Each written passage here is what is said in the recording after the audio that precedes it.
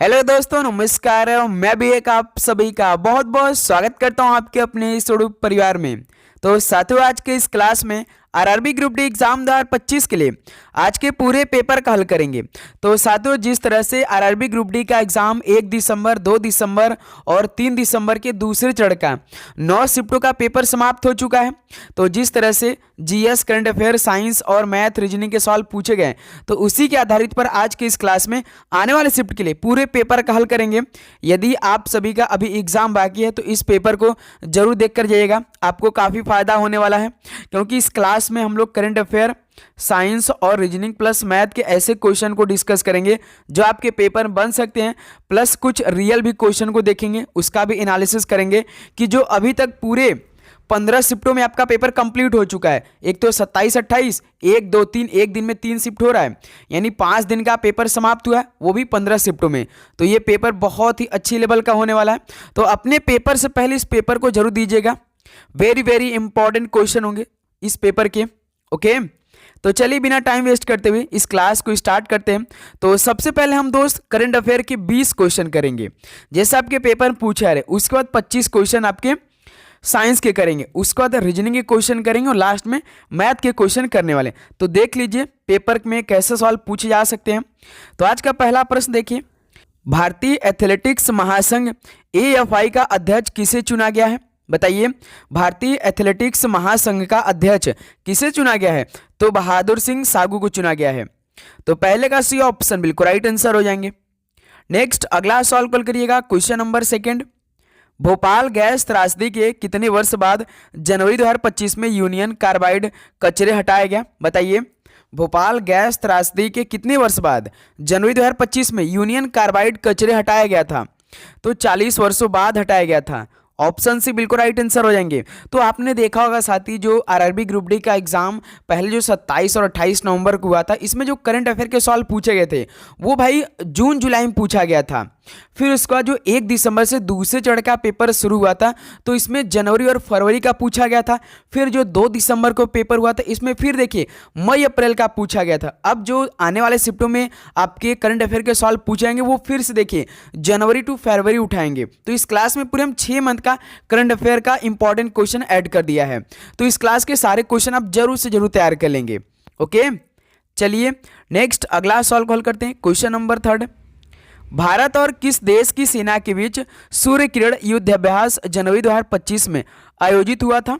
भारत और किस देश की सेना के बीच सूर्य किरण युद्धाभ्यास जनवरी 2025 में हुआ था? तो भाई भारत और नेपाल के बीच हुआ था। ऑप्शन सी बिल्कुल राइट आंसर हो जाएंगे। अगला सवाल कॉल करिएगा, क्वेश्चन नंबर 4, प्रधानमंत्री नरेंद्र मोदी जी ने किस केंद्र शासित प्रदेश में जेड मोड़ सुरंग परियोजना का उद्घाटन जनवरी 2025 में किया? बताइए, प्रधानमंत्री श्री नरेंद्र मोदी जी ने किस केंद्र शासित प्रदेश में जेड मोड़ सुरंग परियोजना का उद्घाटन वो भी जनवरी 2025 में किया था? तो जम्मू कश्मीर में। बी ऑप्शन बिल्कुल राइट आंसर हो जाएंगे। नेक्स्ट अगला सवाल कल करिए, क्वेश्चन नंबर 5, 31वीं राष्ट्रीय बाल विज्ञान कांग्रेस यानी एनसीएससी का आयोजन 2025 में किस जगह हुआ था? 31वीं राष्ट्रीय बाल विज्ञान कांग्रेस का आयोजन 2025 में किस जगह में हुआ था? तो ये भोपाल में हुआ था। डी ऑप्शन बिल्कुल राइट आंसर हो जाएंगे। अगला सवाल कॉल करिएगा, question number 6, Henley passport index 2025 में भारत कौन से स्थान पर रहा था? ये महत्वपूर्ण सवाल होने वाला है, ये पेपर में आपसे पूछ लिया जाएगा, पक्का ये सवाल आएगा, इसे तैयार कर लीजिएगा। हेनले पासपोर्ट इंडेक्स 2025 में भारत कौन से स्थान पर रहा था? याद रखिएगा, यदि जनवरी की बात करेगा तो 50वें नंबर पर था, लेकिन जुलाई की बात कर देगा तो भारत 77वें नंबर पे आ चुका है। भाई यदि जुलाई 2025 में पूछेगा कि हेनले पासपोर्ट इंडेक्स में भारत का स्थान कौन सा है, तो आप 77 नंबर बताएंगे। और पहले नंबर पे कौन सा देश है? भाई सिंगापुर देश है, ये भी बात याद रखिएगा, ठीक है। चलिए नेक्स्ट अगला सवाल कॉल करिएगा, क्वेश्चन नंबर 7, खो खो विश्व कप 2025 के शुभंकर का नाम बताइए। खो खो विश्व कप 2025 के शुभंकर का नाम क्या था? तो तेजस और तारा था। ऑप्शन ए यहां से बिल्कुल राइट आंसर हो जाएंगे। अगला सवाल कॉल करिएगा, क्वेश्चन नंबर 8, गुजरात में पहले बिम्स्टेक युवा शिखर सम्मेलन का उद्घाटन फरवरी 2025 में किसने किया? बताइए, गुजरात में पहले बिमस्टेक युवा शिखर सम्मेलन का उद्घाटन फरवरी 2025 में किसने किया था? तो मनसुख मंडाविया ने किया था। ऑप्शन सी यहां से बिल्कुल राइट आंसर हो जाएंगे। अगला सवाल को देखिए, क्वेश्चन नंबर 9। तो आगे बढ़ने से पहले आप सभी लोगों के लिए एक अलग से पीडीएफ आ चुका है, जिसमें भाई देखिए करंट अफेयर यदि आप इस पीडीएफ को पढ़ लेते हैं तो 20 क्वेश्चन में से 20 क्वेश्चन आप करके आ जाएंगे। और रीजनिंग की बात करेंगे तो रीजनिंग में तो भाई आप आराम से 30 में से 30 करके आएंगे। बस एक बार देख कर चले जाइए, एक भी क्वेश्चन बाहर नहीं जाएगा, प्लस क्लास को देख लीजिए। प्लस इसके साथ हम आपको साइंस का अलग से भी पीडीएफ प्रोवाइड करें, वो भी केवल 50 रुपये में। इस नंबर पे आपको केवल व्हाट्सएप मैसेज करना है, ये आपको पीडीएफ अवेलेबल करा दिया जाएगा। ओके, ध्यान रखिएगा। तो अपने पेपर से पहले यदि आपका पेपर 1-2 दिन बाकी है तो इस पीडीएफ को जरूर पढ़ के जाइए। यदि आपका एग्जाम और भी आने वाले दिनों में बाकी है तो ये पीडीएफ तो भाई आप जरूर पढ़िएगा, काफ़ी आपको फायदा देगा। ओके, चलिए नेक्स्ट अगला नंबर कॉल करते हैं। Question number 9।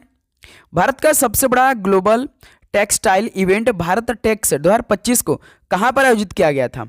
भारत का सबसे बड़ा ग्लोबल टेक्सटाइल इवेंट जो कि भारत टेक्स है, तो 2025 में कहाँ पर आयोजित किया गया था? तो ये नई दिल्ली शहर में किया गया था। बी ऑप्शन बिल्कुल राइट आंसर हो जाएंगे। अगला सवाल कॉल करिएगा, क्वेश्चन नंबर 10। रक्षा लेखा महानियंत्रक का कार्यभार किसने संभाला? रक्षा लेखा महानियंत्रक का कार्यभार किसने संभाला था? तो मयंक शर्मा। ऑप्शन सी बिल्कुल राइट आंसर हो जाएंगे। चलिए दोस्त, क्वेश्चन नंबर 11 कॉल करिए। देश की पहली महिला विधि सचिव का नाम बताइए। देश की पहली महिला विधि सचिव का नाम बताइए। क्या था? तो अंजू राठी राणा था। तो बी ऑप्शन बिल्कुल राइट आंसर हो जाएंगे। अगला सवाल कॉल करिएगा, क्वेश्चन नंबर 12। 59वें ज्ञानपीठ पुरस्कार के लिए किसे चुना गया है? 59वें ज्ञानपीठ पुरस्कार के लिए किसे चुना गया है? तो विनोद कुमार शुक्ल को चुना गया है। ऑप्शन है यहां से बिल्कुल राइट आंसर हो जाएंगे। अगला सवाल को देखिए, क्वेश्चन नंबर 13। मार्च 2025 में इंडो पैसिफिक इनिशिएटिव का नया सदस्य कौन सा देश बना था? बताइए दोस्त मेरे, मार्च 2025 में इंडो पैसिफिक इनिशिएटिव यानी IPOI का नया सदस्य देश कौन सा बना था? तो न्यूजीलैंड देश बना था। ऑप्शन सी बिल्कुल राइट आंसर हो जाएंगे। IPOI का नया सदस्य 2025 में न्यूजीलैंड बना है, ध्यान रखिएगा। चलिए क्वेश्चन नंबर 14 कॉल करिए। पीएम मोदी की श्रीलंका यात्रा के दौरान वहां के राष्ट्रपति ने कौन सा सम्मान दिया? बताइए, पीएम मोदी की श्रीलंका यात्रा के दौरान वहां के राष्ट्रपति ने उनको कौन सा सम्मान दिया था? तो भाई मित्र विभूषण दिया था। बी ऑप्शन बिल्कुल राइट आंसर हो जाएंगे। अगला सवाल कॉल करिएगा, क्वेश्चन नंबर 15। और आगे बढ़ने से पहले आप लोग एक काम करेंगे कि आप लोग अपना एग्जाम डेट हमें जरूर बता दीजिएगा, प्लस आप चैनल को सब्सक्राइब करने के बाद नोटिफिकेशन को भी ऑन कर लेंगे, क्योंकि ये क्लास आपके पूरे 16 जनवरी तक चलने वाला है। ठीक है। किस देश में 6वीं बिमस्टेक समिट 2025 आयोजित हुई जिसमें पीएम मोदी ने हिस्सा लिया? ये तो मस्ट इंपॉर्टेंट सवाल है, याद रखिएगा। तो बताइए, किस देश में 6वीं बिमस्टेक समिट 2025 आयोजित हुई थी जिसमें पीएम मोदी जी ने हिस्सा लिया था? तो थाईलैंड में हुआ था। डी ऑप्शन बिल्कुल राइट आंसर हो जाएंगे। अगला सवाल कॉल करिएगा, क्वेश्चन नंबर 16।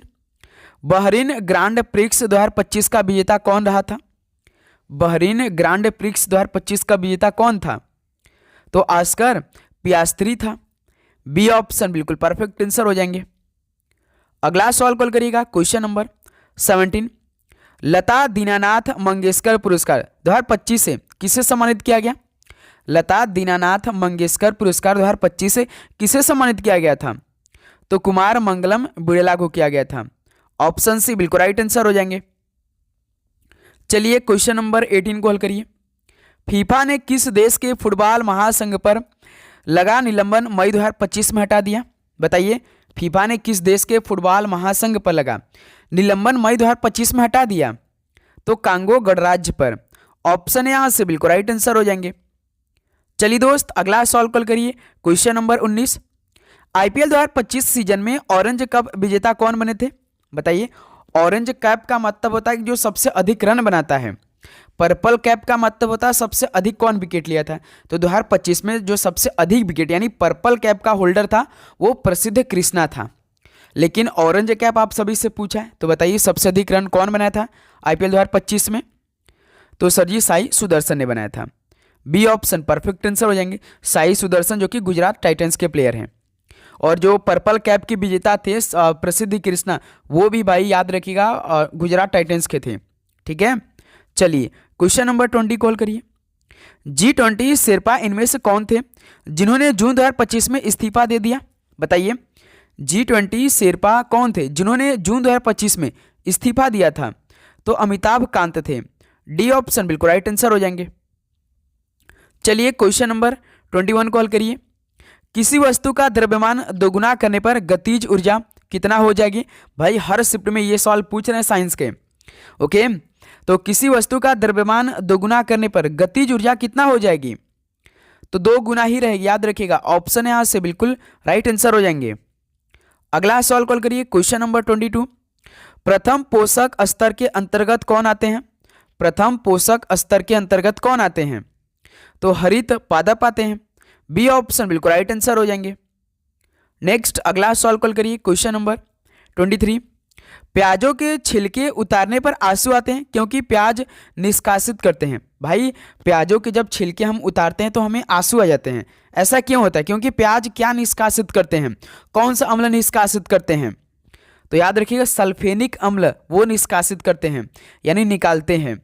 बी ऑप्शन बिल्कुल राइट आंसर हो जाएंगे। ओके, ध्यान रखिएगा। चलिए क्वेश्चन नंबर 24 कॉल करिए। पपीते का पीला रंग का कारण क्या है?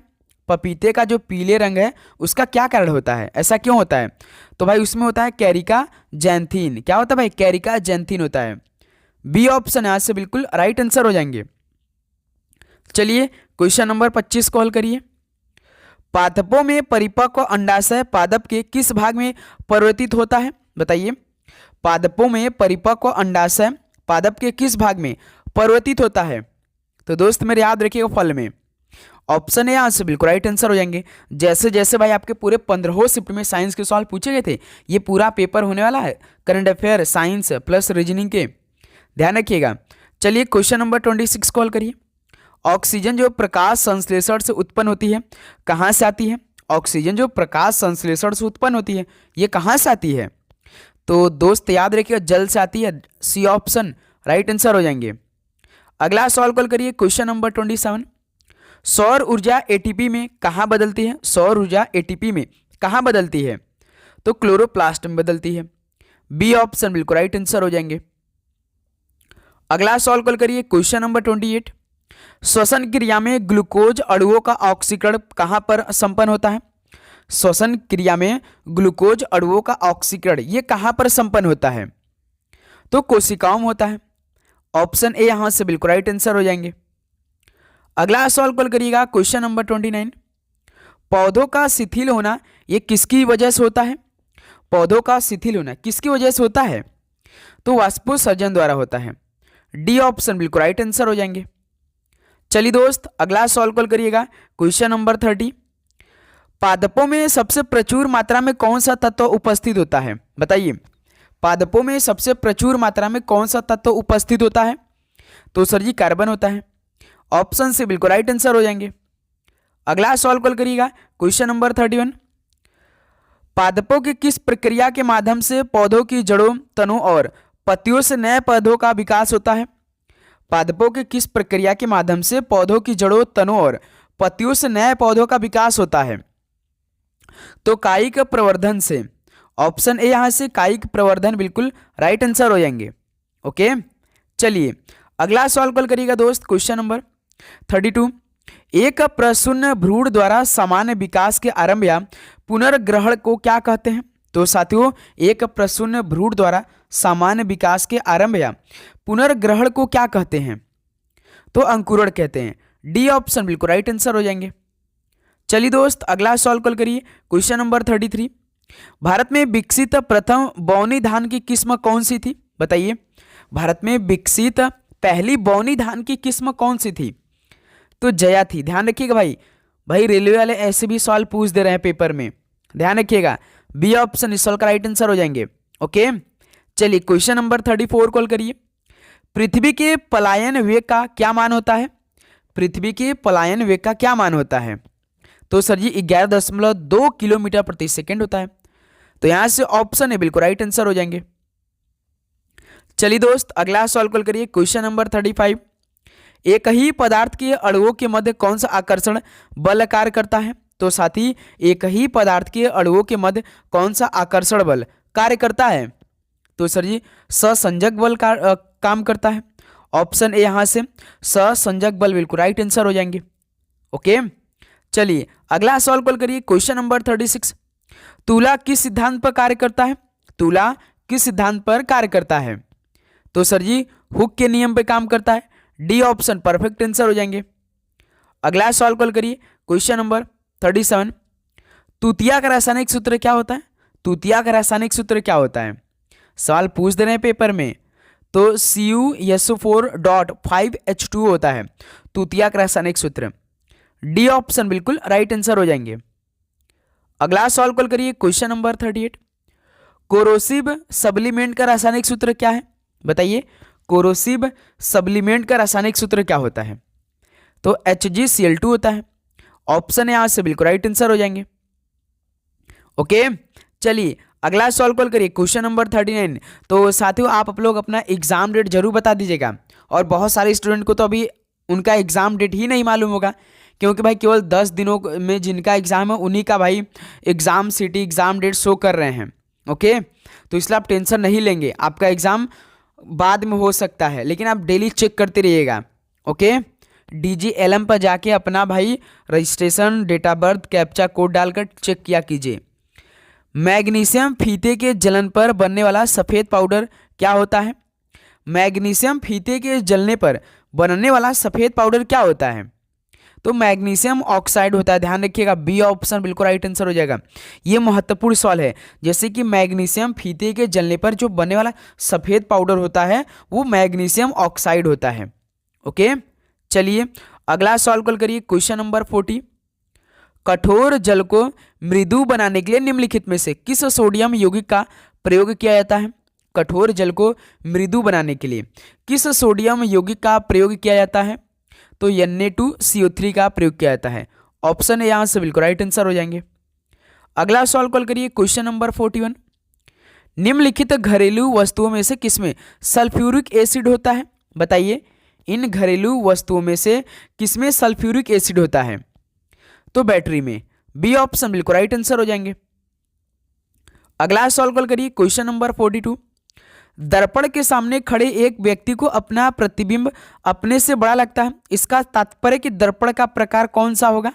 बताइए यदि आप किसी शीशे के सामने खड़े हैं तो आपको अपना प्रतिबिंब अपने से बड़ा लगता है, तो इसका कारण क्या होता है? वो कौन सा दर्पण होता है? कौन से दर्पण का वो प्रकार है? कॉन्वेक्स है, कॉनकेव है या समतल है? बताइए कौन सा भाई? तो सर जी अवतल होता है। ओके ऑप्शन यहाँ से राइट आंसर हो जाएंगे। चलिए क्वेश्चन नंबर 43 कॉल करिए। ध्वनि तरंगों का वह गुण जिसे ध्वनि का तारतम्य निर्धारित होता है वह कौन सा ध्वनि है? बताइए ध्वनि तरंगों का वह गुण जिसे ध्वनि का तारतम्य निर्धारित होता है वह ध्वनि का क्या है भाई? तो तरंगदैर्घ्य है। ऑप्शन यहाँ से बिल्कुल राइट आंसर हो जाएंगे। चलिए अगला सवाल कॉल करिएगा। Question number 44।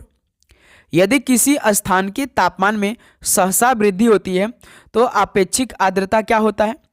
तो साथियों यदि किसी स्थान के तापमान में सहसा वृद्धि होती है तो अपेक्षिक आर्द्रता क्या होता है? तो घटती है। बी ऑप्शन बिल्कुल राइट आंसर हो जाएंगे। चलिए क्वेश्चन नंबर 45 कॉल करिए। निम्नलिखित में से किसमें गतिज ऊर्जा नहीं है? तो साथियों किसमें गतिज ऊर्जा नहीं है? देखिए चली हुई गोली में इसमें गतिज ऊर्जा है, बहता हुआ पानी में भी गतिज ऊर्जा है, चलता हथौड़ा इसमें भी गतिज ऊर्जा है, लेकिन खींचा हुआ धनुष में गतिज ऊर्जा नहीं होती है। तो डी ऑप्शन बिल्कुल राइट आंसर हो जाएंगे। ध्यान रखिएगा। ओके चलिए अगला सवाल कॉल करिए। Question number 46। तो अब यहाँ से देखिए जितने भी हम रीजनिंग के सवाल आपको करा देंगे सारे आपके पेपर में पूछे जाएंगे, एक भी क्वेश्चन बाहर नहीं जाएगा। प्लस हम आपके लिए जो अभी तक जितने भी रेलवे ग्रुप डी का क्लास दिए हैं सारे क्वेश्चन को आप भाई जरूर देखिएगा। सारे क्लास को देख कर जी आपको काफ़ी फायदा होने वाला है। एक बार आप RRB ग्रुप डी एग्जाम 2025 के नाम से अलग से प्लेलिस्ट है, उसमें के जितने भी प्लेलिस्ट की क्लास आप जरूर भाई 2x स्पीड करके देख कर जाइए भाई, आपको काफ़ी फायदा हो जाएगा। ओके बहुत अच्छी तरीके से क्वेश्चन दिया गया इसमें। ओके तो देखिए 46 नंबर। एक निश्चित कूट भाषा में फॉर्म को 46-83 के रूप में कूटबद्ध किया जाता है और म्यूज को 24 19 के रूप में कोडबद्ध किया जाता है। तो दी गई कोड भाषा में यम के लिए कोड क्या होगा? तो साथ ही हमसे यम का कोड पूछा सिंगल। जब हमसे सिंगल पूछता है यम तो हम दोनों में कॉमन चेक कर लेते हैं। देखिए फार्म में यम है और म्यूज में भी यम है, यानी यम यम दोनों में कॉमन है। इसका मतलब कि इन दोनों के कोड में कोई ना कोई नंबर आपको कॉमन मिल जाएगा। यदि अक्षर कॉमन मिल गया जो पूछा है तो उसके कोड में भी कोई ना कोई नंबर कॉमन मिल जाएगा। देखिए यहाँ पे 46 83 है, 24 19 है, तो कौन सा आपको कोड दिखाई दे रहा है कॉमन? 4 देखिए हमें कॉमन दिखाई दे रहा है, क्योंकि देखिए 4 यहाँ पर भी है, 4 यहाँ पर भी है, यानी यम का कोड क्या होगा? 4 हो जाएगा, जो कि इस सवाल का सी ऑप्शन बिल्कुल राइट आंसर हो जाएंगे। ओके दोस्त मेरे, ध्यान रखिएगा। चलिए अगला सवाल कॉल करिए, क्वेश्चन नंबर 47। देखिए यदि संख्या 93 62 45 के प्रत्येक सम अंक में 1 जोड़ा जाता है और प्रत्येक विषम अंक में से 2 घटाया जाता है, तो इस प्रकार बनी नई संख्या में कितने अंक 1 से अधिक बार आएंगे? चलिए भाई हल करिए। जैसे ये संख्या दी आपका प्रश्न में 9 3 6 2 45 4 5, तो सवाल पूछा कि प्रत्येक जितने भी प्रत्येक सम अंक है उसमें 1 जोड़ दीजिए।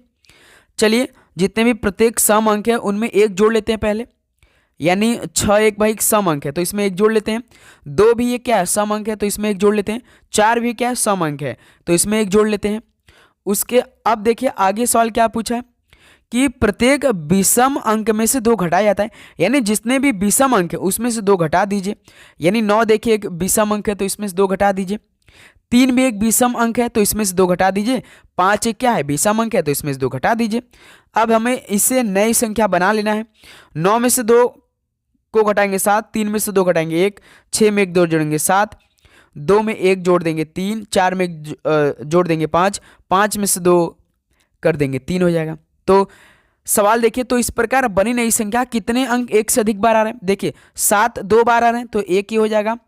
3 2 बार है, यानी ऐसे 2 संख्या जो कि 1 से अधिक बार आ रहे हैं, एक तो 7 है और एक 3 है, तो ये हमारा राइट आंसर हो जाएगा। 2 ऐसी संख्या है जो कि भाई 1 से अधिक बार आ रहे हैं। एक तो 7 देखिए 2 बार आ जा रहे हैं और 3 भी 2 बार आ रहे हैं। जो हमने नई संख्या बनाया ये सम अंक में से 1 जोड़ दिया है और विषम अंक में से 2 घटा दिया है, ध्यान रखिएगा। चलिए अगला सवाल कॉल करिएगा, क्वेश्चन नंबर 48। इस सवाल को हल करिए भाई। तो यदि प्लस और माइनस को परस्पर बदल दिया जाए तथा गुणा और भाग को भी परस्पर बदल दिया जाए तो निम्नलिखित समीकरण में प्रश्न चिन्ह के स्थान पर क्या आएगा? यहाँ पे समीकरण दिया है, सवाल बोला है कि प्लस माइनस को बदलिए, गुणा भाग को बदलिए। इसी समीकरण में उसको हल करिए बॉर्डर स्कीम लगाकर, देखिए कितना आंसर आता है। चलिए हल किया जाए। तो यहाँ से 35 माइनस है तो प्लस में बदल दीजिए, 112 गुणा है तो भाग में बदल दीजिए, 84 के बाद देखिए भाग है तो गुणा में बदल दीजिए, 48 के बाद देखिए प्लस है तो माइनस बदल दीजिए, 75। हल करिए, ये हमारा समीकरण बन चुका है। कितना आएगा भाई बताइए दोस्त मेरे इस सवाल का राइट आंसर? देखिए यहाँ पे 35 प्लस 112 का भाग हम जब 84 पे देंगे तो जाएगा नहीं, तो हम इसको बटे के रूप में लिख लेते हैं, मल्टीप्लाइड बाय 48 हो जाएगा, माइनस 75 हो जाएगा। अब कुछ काट पीट किया लिया जाए भाई, काटा जाए। जैसे भाई 84 और 48 को काटा जाए, किससे कट सकता है? 8 छंग 48 और 8 कम 6 48, 6 कम 6 6 चौका 24। देखिए 6 से काटेंगे तो 6 48 हो जाएगा और ये भाई आपका हो जाएगा 12 कितना हो जाएगा? 6 कम 6 यानी 2 24, यानी 14 छंग 84 हो जाएगा। ठीक, फिर मेरे दोस्त यहाँ से कितना हो जाएगा? 14 7 112। अभी देखिए 14 कम 14, 14 7 112 हो जाएगा।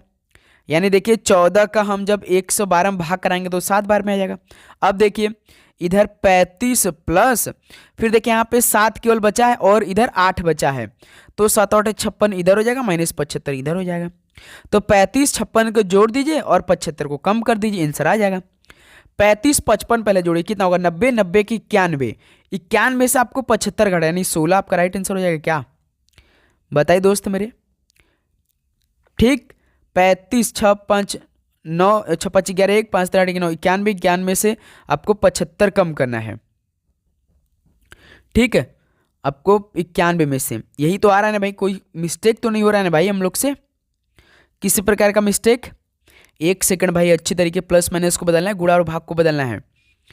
35 माइनस तो प्लस में बदल दीजिए, 112 हो जाएगा इधर, गुणा है तो भाग में बदल दीजिए 84, 84 पर देखिए भाग है तो भाई गुणा में बदल देना है, फिर उसके बाद 48, 48 पर देखिए प्लस है तो माइनस बदल दीजिए 75, देखिए माइनस तो प्लस हो गया, गुणा है तो भाग हो गया, भाग है तो गुणा हो गया, प्लस हो गया तो माइनस हो गया, ये समीकरण बन चुका है।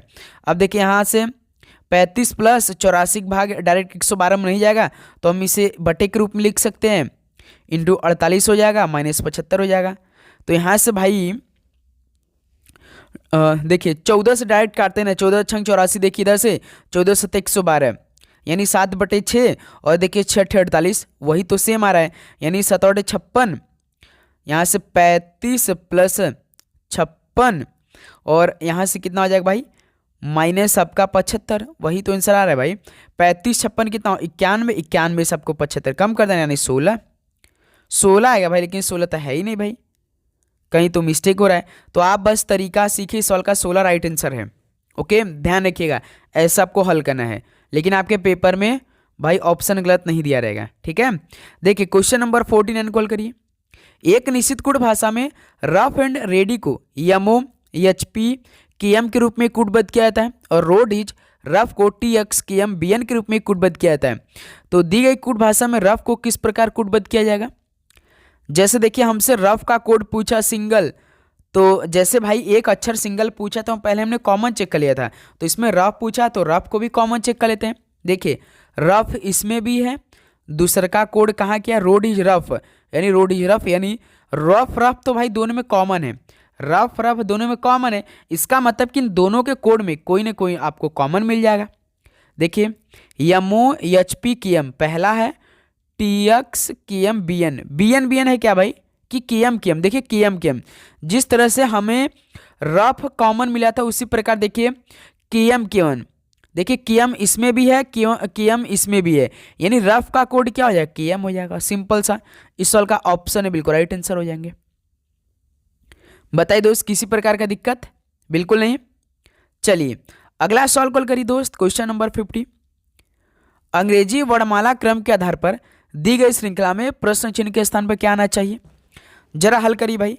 हमने आपको बताया है कि जब अक्षरों का श्रृंखला दें तो सबसे पहले सभी ग्रुप में का पहला अक्षर उठाइए, आपको उठाने की जरूरत नहीं पहला अक्षर, क्योंकि जब पहला अक्षर को हल करेंगे तो भाई पी आएगा, क्योंकि देखिए हर एक का ऑप्शन भाई पी से शुरुआत किया है, तो हम पहला अक्षर को भाई चेक नहीं करते हैं, क्योंकि यदि पहला अक्षर को हम हल करेंगे तो हमें ऑलरेडी मालूम है कि पी आएगा भाई। डायरेक्ट हम दूसरे अक्षर को चेक करते हैं। यहाँ पे देखिए क्यों है, यहाँ पे ओ है, दूसरा अक्षर का हम कोड करेंगे, यम है, यहाँ पे के है। क्यों होता है 17, ओ होता है 15, यम होता है 13, के होता है 11, 17 से 15 यानी -2, 15 से 13 -2, 13 से 11 -2, तो इसी प्रकार 11 में से 2 घटाएंगे 9, 9 पे कौन होता है आई होता है, यानी पी आई हमारा आंसर हो जाएगा। देखिए आई हमारा सेकेंड भाई अक्षर मिल चुका है, या तो भाई हमारा पहला ऑप्शन होगा या तो हमारा ऑप्शन सी हो जाएगा, क्योंकि इन्हीं ऑप्शन ए और ऑप्शन सी में पी और आई दिया है। अब हम लास्ट वाला यदि अक्षर को कॉमन करते हैं, जैसे देखिए एल इसमें के है, या तो यल आ जाएगा या तो के आ जाएगा, हमारा आंसर मिल जाएगा। चलिए थर्ड वाले अक्षर को चेक करते हैं। यहाँ पे यस है, यहाँ पे क्यू है, थर्ड वाला अक्षर, यहाँ पे ओ है, यहाँ पे यम है। यस 19, क्यू 17, ओ 15, यम 13, -2 हो रहा है, यानी 13 में से 2 घटाएंगे 11, 11 पे कौन तक के, यानी पी आई के हो जाएगा भाई। तो सी ऑप्शन देखिए राइट आंसर हो जाएगा। बताइए दोस्त किसी प्रकार की दिक्कत, बिल्कुल नहीं। चलिए नेक्स्ट अगला सॉल्व कॉल करिए, क्वेश्चन नंबर 51। अंग्रेजी वर्णमाला क्रम पर आधारित निम्नलिखित 4 अक्षर समूह में से 3 एक निश्चित तरीके समान है और इस प्रकार एक ग्रुप बनाते हैं, तो कौन सा अक्षर समूह उस ग्रुप से संबंधित नहीं है। हल करिए भाई। जैसे 4 ऑप्शन दिए हैं, 3 देखिए एक ग्रुप बना रहे हैं, यानी कोई ना कोई पैटर्न समान मिल रहे होंगे, लेकिन एक पैटर्न अलग होगा, वही अलग पैटर्न हमें चेक करना है। चलिए तो पहले ऑप्शन का हर एक अक्षर का कोड करिए, यम 13, यस 19, यन 14, 13 से 19 इसमें +6 हुआ है, 19 से 14 इसमें -5 हुआ है। ऑप्शन बी देखिए के होता है 11, क्यों होता है 17, तो इसमें भी +6 हुआ है स्टार्टिंग में। ऑप्शन बी को जो हमने कोड किया तो पहला की आपका क्या होता है 11, क्यों होता है 17, तो इसमें भी भाई आपका +6 हुआ है, 11 से 6 17। यम देखिए 13, तो इसमें देखिए 17 से 13 यानी इसमें तो भाई -4 हो गया। अब तो हमें हर एक ऑप्शन को चेक करना पड़ेगा। ऑप्शन से देखिए पी आपका 16, बी 22, 16 6 22, ये तो ठीक है भाई। फिर देखिए क्यू 17 हो गया, यानी 17 में से 22 का कैसे बनेगा -5 करके। देखिए 2 कॉमन मिल चुका है, ऑप्शन पहला और ऑप्शन सी, तो एक अलग ग्रुप बन रहा है जो कि ऑप्शन बी वाले में, क्योंकि ऑप्शन बी वाले में देखिए +6 और -4 दिया है, इसका मतलब कि यही हमारा आंसर हो जाएगा। जब 2 कॉमन मिल गया, यदि एक अलग आ गया तो वही अलग वाला आपको टिक करना है, ठीक है। अब ऑप्शन डी को भी चेक कर लीजिए, जैसे एच होता 8, एन होता 14, तो इसमें +6 हुआ है, फिर आई होता 9, 14 से 9 कैसे आएंगे -5 कर देंगे, ठीक। 3 आपका सेम मिल गया, +6 और -5, लेकिन ऑप्शन बी वाला देखिए +6 और -4 किया है, तो इस तरह से बी ऑप्शन क्या हो जाएगा, बिल्कुल राइट आंसर हो जाएंगे। चलिए अगला सॉल्व करिए, क्वेश्चन नंबर 52। दी गई श्रृंखला में प्रश्न चिन्ह के स्थान पर क्या आना चाहिए, 14 से 12, 14 से 20, 14 से 30, 14 से 42, 14 से 56, क्या आएगा भाई अगली संख्या। ध्यान से देखिए भाई, सभी में 14 14 दिया, देखिए 14 14 14 14 14, यानी हमारा आंसर आएगा 14। अब हम केवल लास्ट वाले 2 अंक को उठाएंगे, जैसे 12, इसमें का 20, इसमें का 30, इसमें 42, इसमें 56। देखिए नंबरों का श्रृंखला बढ़ रहा है, यानी कुछ न कुछ ऐड किया। 12 से 20 +8 किया, 20 से 30 +10 किया, 30 से 42 +12 किया, 42 से 56 +14 किया। देखिए 8 10 12 14, यानी अगली संख्या क्या कर सकते हैं, +2 का भाई इंक्रीजमेंट हो रहा है, यानी 14 2 16 हो जाएगा। 56 में हम 14 जोड़ देंगे तो कितना जाएगा 72, यानी 1472 हमारा राइट आंसर हो जाएगा, सिंपल सा। तो सी ऑप्शन इस सॉल्व का राइट आंसर हो जाएंगे। अब बताइए दोस्त, किसी प्रकार का दिक्कत, बिल्कुल नहीं। चलिए अगला सॉल्व करिए दोस्त, क्वेश्चन नंबर 53। भाई ये सॉल्व ना आपको बहुत अच्छी तरीके से हम समझा देंगे, आपको किसी भी प्रकार का दिक्कत नहीं आएगा भाई। जैसे 7 व्यक्ति हैं, A B L M N S और टी उत्तर की ओर अभिमुख होकर एक पंक्ति में बैठे हैं, यानी एक पंक्ति है भाई, ऐसे एक पंक्ति है, 7 ऑटो इसमें भाई व्यक्ति बैठे हैं, 1 2 3 4 5 6 7, वो भी उत्तर की साइड हो रही है, यानी ऊपर की तरफ देख रहे हैं। नॉर्थ आपका ऊपर होता है, तो ऊपर की तरफ देख रहे हैं। देखिए एक एक लाइन हम पढ़ेंगे, साथ ही एक एक व्यक्ति को बैठाते चलेंगे, लेकिन वही हम भाई मतलब कि वही व्यक्ति को बैठाएंगे जहां से हम हल कर सकते हैं, जहां से बिल्कुल एग्जैक्टली उसके बाद कोई अक्षर नहीं होगा। जस्ट देखिए ए और यस के बीच केवल 3 व्यक्ति बैठे हैं, इसको हल नहीं करेंगे। यम जो है यस के ठीक बाएं पड़ोस में बैठा है, इसको भी अभी हल नहीं करते।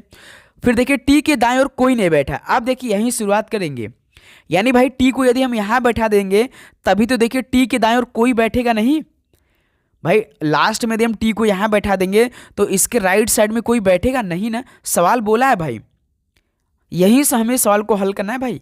याद रखिए जब भी इस तरह का सवाल है आप वही भाई जगह को उठाइए जहां से उसके बाद कोई आगे अक्षर ना जाए, यहां से आसानी से हो जाएगा। फिर देखिए उसके बाद हमने देखिए कहां से हल किया भाई, हमने हल किया यहां से, टी के दाईं ओर कोई नहीं बैठा है, तो टी को जब यहां बैठाएंगे तभी तो साथ ही टी के राइट साइड में कोई नहीं बैठेगा। फिर देखिए टी और यम के बीच केवल 2 व्यक्ति बैठे हैं, तो यम को यहां बैठा देंगे तभी तो टी और यम के बीच केवल 2 व्यक्ति बैठेंगे। अब देखिए हम ऊपर फिर से जाएंगे, अब स्टार्टिंग करते हैं सॉल्व को हल करना।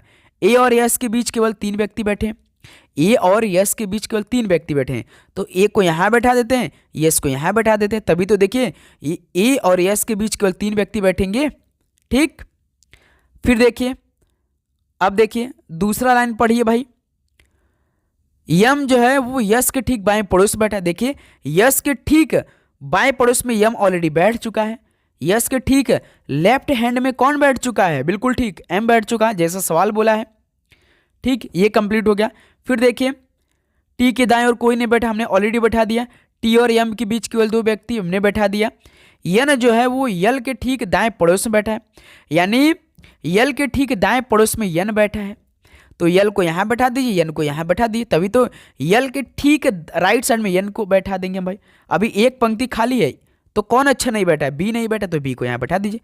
7 पंक्ति व्यक्ति बैठ चुके हैं। अब देखिए सवाल क्या पूछा है, बी और यन के बीच कितने व्यक्ति बैठे, बी यहां है यन यहां है, इनके बीच कितने व्यक्ति, 2 व्यक्ति हैं, एक यम है एक यस है, तो यही 2 व्यक्ति हैं, यानी सवाल का बी ऑप्शन बिल्कुल राइट आंसर हो जाएंगे। बताइए दोस्त किसी प्रकार का दिक्कत इस सवाल को हल करने में आप सभी को, बिल्कुल नहीं। चलिए अगला सवाल कॉल करिए भाई, क्वेश्चन नंबर 54। देखिए ये सवाल क्या है, हर शिफ्ट में भाई 2 सवाल पूछा रहे, एक वो 7 मेज वाला या कोई गोला मेज दे रहा है, एक इस तरह का सवाल। जैसे 7 बॉक्स है, CDEFGH और X एक के ऊपर एक रखे गए, परंतु जरूर नहीं कि वे इसी क्रम में रखे गए हैं। तो ये भी साथी आपको वही पॉइंट को सेलेक्ट करना है जहां से सवाल आप शुरुआत कर सकें, जहां से कोई अक्षर ऊपर नीचे ना हो, वो अपने सेम पोजीशन में बने रहें। जैसे देखिए, जैसे 7 बॉक्स है भाई, 7 बॉक्स को हम बना लेते हैं। जैसे 1 2 3 4 5 6 और एक 7, फिर से बनाते हैं भाई, छोटा हो जाएगा। जैसे 1 box 2 box 3 box 4 box 5 box 6 box 7 box, 7 box बन गए। फिर देखिए सी जो है एच के बीच केवल 2 बॉक्स रखे गए हैं, जी के ऊपर केवल एफ को रखा गया है। जी के, अब देखिए यहीं से हम शुरुआत कर देंगे, क्योंकि देखिए जी के ऊपर केवल एफ को रखा गया है।